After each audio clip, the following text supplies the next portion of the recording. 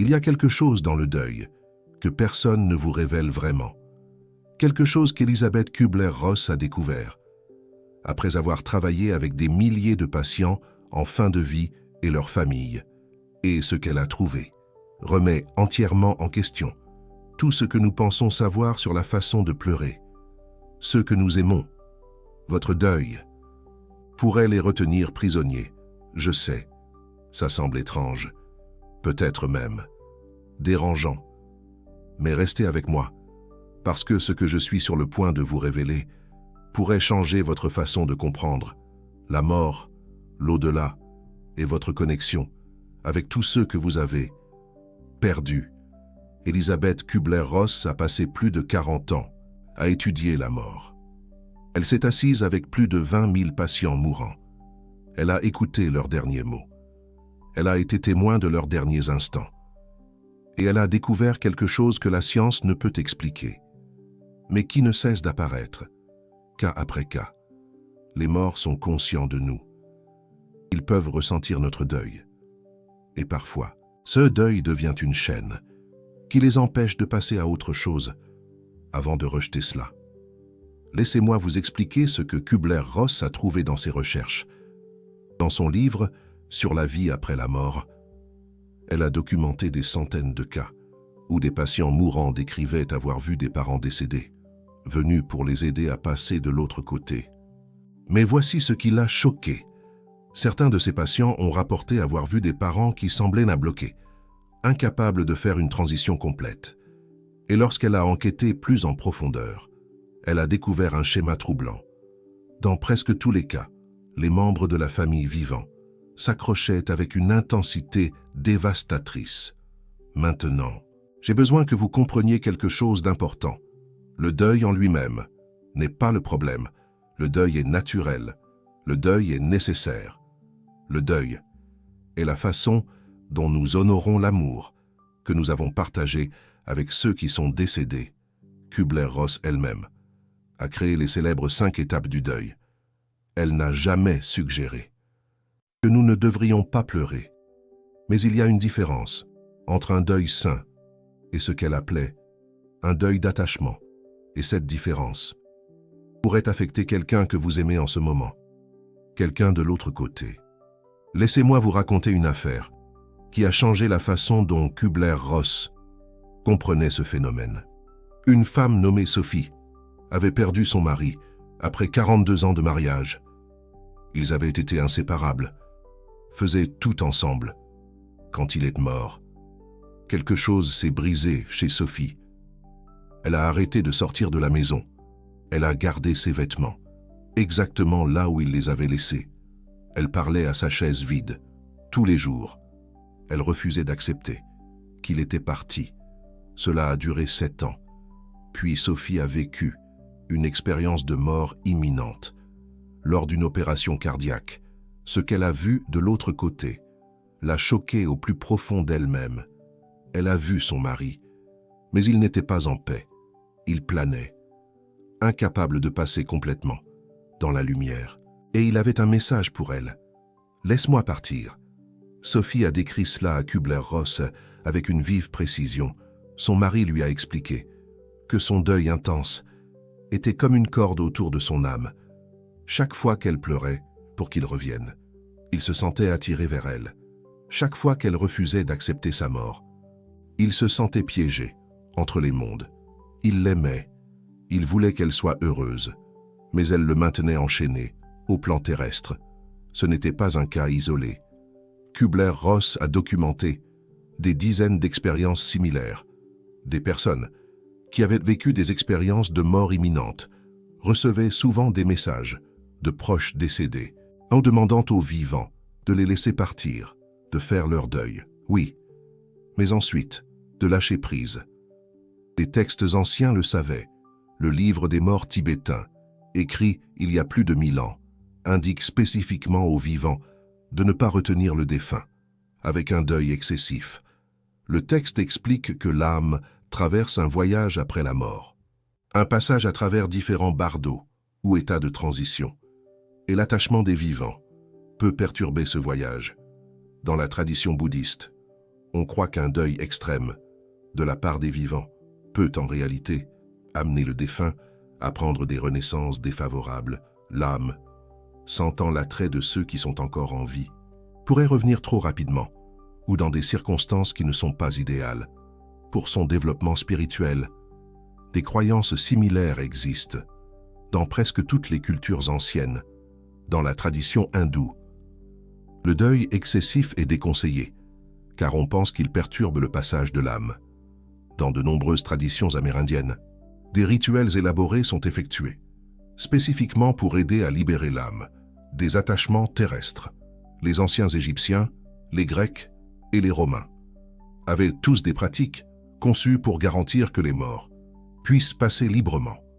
Tant de cultures différentes, tant d'époques différentes, toutes parvenant à la même compréhension.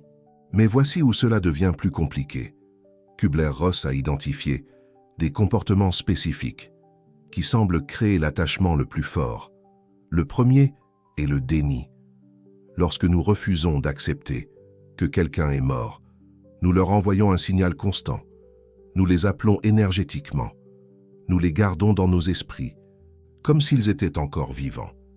Et à un certain niveau, cela peut les empêcher d'accepter pleinement leur propre mort. Le second est la culpabilité. Lorsque nous nous torturons avec ce que nous aurions dû dire ou faire, nous créons un vortex émotionnel qui peut tirer sur le défunt. Ils ressentent notre souffrance. Ils peuvent se sentir responsables de celle-ci. Et cela peut les maintenir liés à nous, d'une manière qui empêche leur progression. Le troisième est le marchandage. Lorsque nous concluons des accords avec l'univers, en demandant le retour impossible de nos proches, nous atteignons énergétiquement de l'autre côté du voile et nous saisissons des âmes qui doivent avancer. Chaque prière pour qu'ils reviennent est une traction sur une corde qu'ils ne peuvent pas dénouer eux-mêmes. Le quatrième est la colère. Lorsque nous sommes furieux contre le défunt pour nous avoir quittés ou contre Dieu pour les avoir pris, nous créons une turbulence énergétique autour d'eux. Certaines traditions spirituelles croient que la colère peut en réalité blesser l'âme du défunt, rendant leur transition plus difficile. Maintenant, je veux être très clair sur quelque chose. Kübler-Ross n'a jamais dit que le deuil était mauvais. Elle n'a jamais suggéré que nous devrions réprimer nos émotions ou prétendre que nous allons bien, alors que ce n'est pas le cas. Ce qu'elle a identifié était quelque chose de plus spécifique. Ce n'est pas le sentiment de deuil qui piège les âmes, c'est le refus de le traiter, le refus d'accepter finalement, le refus de libérer. Il y a une profonde différence entre dire « tu me manques » et dire « je ne peux pas te laisser partir ». L'un honore l'amour, tout en permettant aux deux âmes de continuer leur voyage. L'autre crée un esclavage, tant pour les vivants que pour les morts. Le docteur Raymond Moody, qui a travaillé en étroite collaboration avec Kübler-Ross sur la recherche sur les expériences de mort imminente, a trouvé des schémas similaires dans ses études sur les personnes qui avaient en traversé. Et étaient revenus, beaucoup ont rapporté, des rencontres avec des âmes qui semblèrent bloquées. Et le point commun était toujours le même, un deuil intense et non traité de la part des vivants. Un homme a décrit avoir rencontré sa grand-mère lors de son expérience de mort imminente. Elle était dans un espace gris, pas tout à fait dans la lumière. Elle lui a dit qu'elle était prête à passer à autre chose. Il y a des décennies, mais sa fille, la mère de l'homme, n'avait jamais cessé de pleurer. Elle avait transformé sa mère en un sanctuaire. Et d'une certaine manière, cela retenait cette grand-mère, attachée à un lieu qui n'était plus le sien. L'homme s'est remis de son expérience de mort imminente. Il est allé voir sa mère et lui a raconté ce qu'il avait vu. Au début, elle était dévastée. Mais ensuite, quelque chose a changé. Elle a commencé le processus de VRA, lâcher prise, pas d'oublier, pas d'arrêter d'aimer, mais de relâcher. L'étreinte. 3 mois plus tard, l'homme a fait un rêve. Sa grand-mère lui est apparue, radieuse et libre. Elle l'a remerciée. Elle a dit qu'elle était enfin chez elle. Elisabeth Kübler-Ross pensait que ce n'était pas une coïncidence. Elle croyait qu'il existait une véritable connexion énergétique entre les vivants et les morts, une connexion qui était destinée à se relâcher avec le temps, permettant aux deux parties de grandir et d'évoluer dans leurs royaumes respectifs. Alors, qu'est-ce que cela signifie pour vous? Si vous avez perdu quelqu'un et que vous vous demandez si votre deuil l'affecte, tout d'abord, comprenez que la prise de conscience est le début du détachement. Le simple fait de connaître ce phénomène peut commencer à modifier la dynamique. Vous n'avez pas besoin de réprimer votre deuil. Vous devez être prêt à le vivre pleinement et à le transformer. Deuxièmement, il existe une pratique que Kübler-Ross recommandait. Écrivez une lettre à la personne que vous avez perdue. Dites-lui tout ce que vous avez besoin de dire. Exprimez votre chagrin, votre colère, votre culpabilité, votre amour. Déchargez-vous complètement sur le papier. Et puis, à la fin de la lettre, ajoutez ces mots. Je te donne la permission de passer à autre chose. Je te libère avec amour. Ensuite, brûlez la lettre. Regardez-la se transformer en fumée. Visualisez cette fumée portant votre message à l'être aimé, vous libérant tous les deux. Troisièmement, changez votre relation avec le défunt. Passez d'une relation d'attachement à une relation de connexion. L'attachement dit « j'ai besoin de toi ici ». La connexion dit « je te porte avec moi », tout en te permettant d'être là où tu dois être. Les morts n'ont pas besoin que nous soyons en deuil pour toujours. Ils ont besoin que nous vivions pleinement. Kübler-Ross a constaté que les âmes qui étaient passées à autre chose avaient souvent la connexion continue la plus forte avec leurs proches. C'étaient les âmes piégées par le deuil qui avaient la plus faible capacité de communication. Le paradoxe est le suivant. Plus vous les libérez, plus ils peuvent être présents dans votre vie. Plus vous les retenez, plus ils s'estompent. Si vous avez ressenti la vérité dans ces mots, si quelque chose en vous reconnaît ce que je décris, je veux que vous sachiez que ce type de contenu existe parce que des personnes comme vous le soutiennent. Lorsque vous cliquez sur le bouton Super Thanks sous cette vidéo, vous ne soutenez pas seulement une chaîne. Vous affirmez que cette connaissance compte, que les conversations sur la mort et l'âme méritent une place dans notre monde. Vous faites partie d'une communauté qui recherche la vérité sur ce qui se trouve au-delà, même lorsque cette vérité est difficile. Maintenant, laissez-moi vous dire ce que Elisabeth Kübler-Ross disait sur le deuil saint, sur la façon d'honorer les morts, tout en les libérant. Un deuil saint est en mouvement. Il n'est pas statique.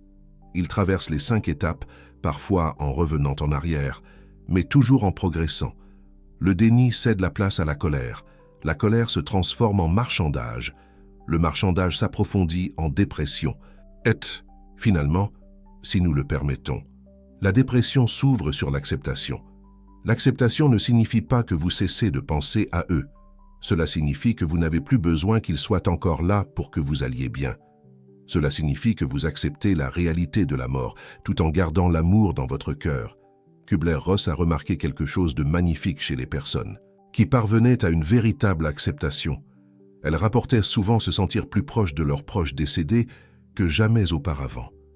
Les rêves devenaient plus vifs.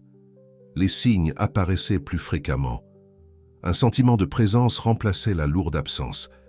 C'est comme si, une fois que nous les libérons, ils sont enfin libres de nous rejoindre d'une manière qu'ils ne pouvaient pas faire lorsque nous les retenions si fermement.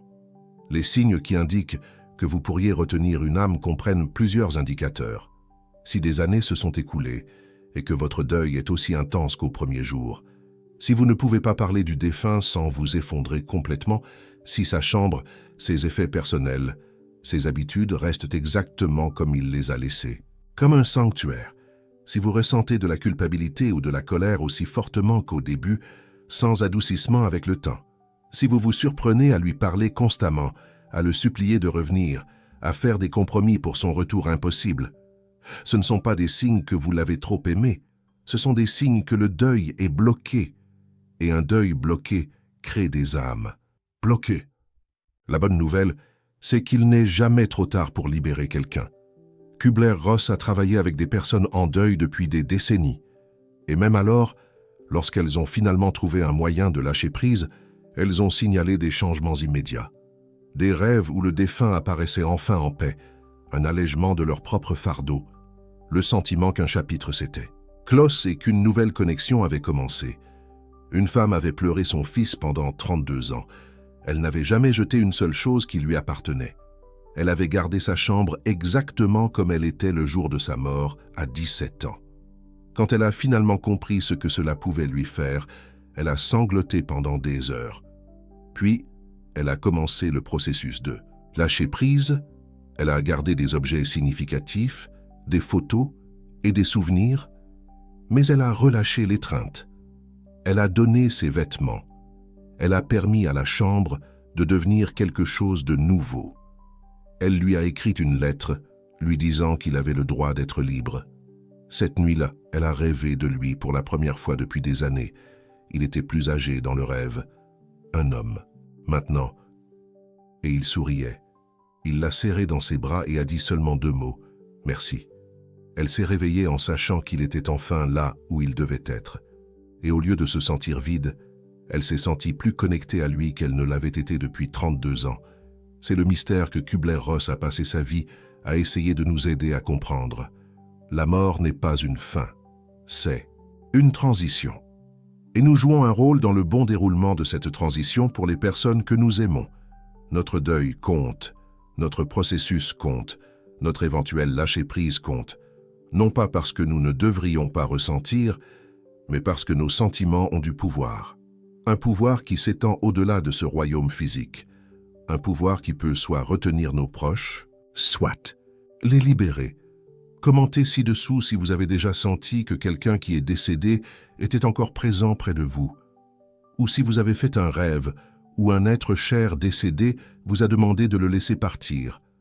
Partagez votre expérience, car quelqu'un d'autre qui lit ces commentaires a besoin de savoir qu'il n'est pas seul dans cette situation, que ce qu'il a vécu était réel, que la connexion entre les vivants et les morts est plus profonde que nous ne pouvons l'imaginer. Votre amour ne meurt pas quand il meurt, mais la forme de cet amour doit se transformer, de l'attachement à la connexion, du deuil à la gratitude, de l'attachement au lâcher-prise avec amour. C'est le cadeau que vous pouvez offrir à tous ceux que vous avez jamais perdus, le cadeau de la liberté. Et dans la liberté, vous pourriez bien trouver la vôtre,